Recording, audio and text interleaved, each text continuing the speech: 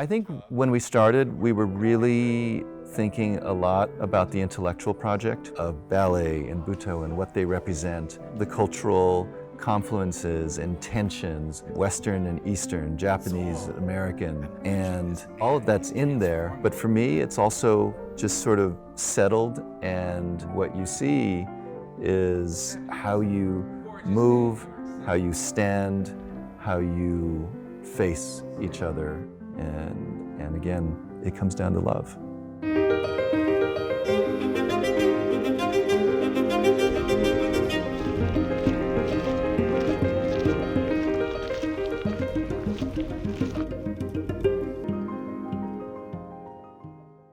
I actually can't remember. Did I ask you first? Did you throw out an idea? I think it was Nijinsky that brought us together in some sense, because we were both inspired by him, what he meant as an icon, as an image, as a person, as an artist.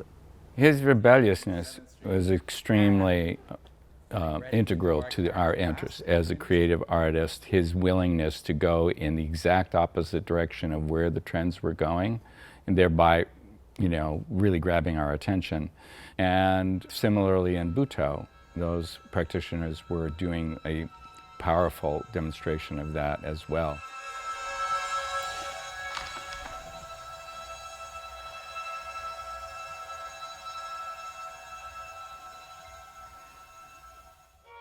Yeah, and I think a lot of our process this week has been going as deep into the historical, biographical detail of who we are, where we've come from, and why.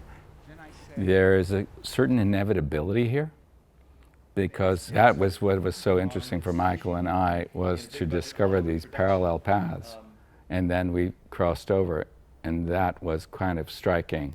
And then seeing, wow, of course this had to lead to that, and that, and that, and that development, here we are now.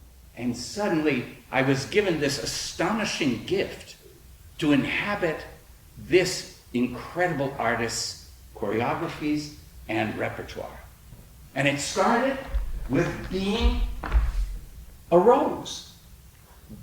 Oh my gosh, you're going to be this extraordinary spirit that's going to come to this beautiful young girl and say, come up, be sensitive, be sensual, allow your body to be sensual. Come, dance with me, and be free. Enjoy going through space, leaping, flying, your spirit high and full of love and sensuality. The performance, if you will, the presentation is the beginning of a conversation. And I think really in the short time that we've been here, we've been able to have so much time that we ordinarily would not have. We've not been in a room together to begin with. So we have all this time physically in proximity to cultivate, information really. What is this journey of, what for everybody, what is the journey? What is the journey of the three artists coming together, and what is the story of their relationship to dance? And I think right now we're in that process of literally eliciting information from one another, maybe speaking about some of that information. But I think as we see it developing even now in the short time we've been here, there's a lot of room for the textures to develop, for the movement to develop, for the emotionality to, really start to blossom and bloom. So I start to see it already in the bodies of the performers, in the music, and it's just really kind of a beautiful, fluid, and funny conversation that we're having with one another. We may be the writers, choreographers, but we're also, because we're performers and we're in the whole piece, we also don't have distance, and we need someone who can kind of hold that space for us and also give us the right feedback and critique and nudge us in really nurturing, generative ways and see what we don't see. Gesture, hold it so that it begins a little you don't have to go anywhere. You can slow down the time period there.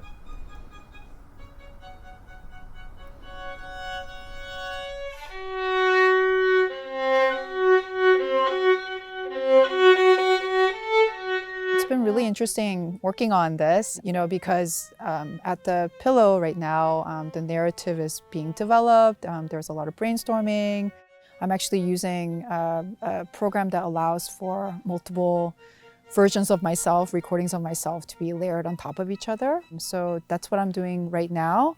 But I'm also kind of imagining in the future adding other instrumentalists and other voices to come into this project. But right now I'm just kind of exploring what the violin can do and what sort of ambience and what sort of sounds I can add to the storytelling. She really gives a lot of breadth and volume and variety, and at the same time a rigorous kind of framing to what it is that we're doing, and it gives us, I think, a lot of freedom. What's wonderful also, I think, is that it's kind of like a jazz improv. So she's playing, we're playing off her, we're improvising together, hearing each other, and building from that in an interesting way, and developing the script as well. So it's a very important collaboration. I think the thing that I've learned the most this week is that all the really great and creative and innovative and amazing ideas that we all had up until the day we arrived, a lot of it we just didn't need. What we needed was to be real together, was to be in the space together, be the friends that we are, was to be the colleagues that we are, was to be the artists that we are, was to simply move and speak and resonate together, and that has been the thing itself.